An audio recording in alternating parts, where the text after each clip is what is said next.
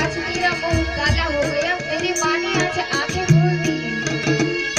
सब जगह में आज उजाला ही उजाला हो गया। एठीए આગળ માં માટે કહીએ તો પ્રભુએ માને ઈશ્વર સાથે સરખાવી છે કે માથી મોટું કોઈ નહીં, જળધર કે જગદીશ સૌ કોઈ નમાવે આવી શીશમાં અંબા આગળ આવ્યા। અને એવા માતા મીતાબેન જ્યારે દીકરી રીતિકાબેનનો કન્યાદાન કરી રહ્યા છે ત્યારે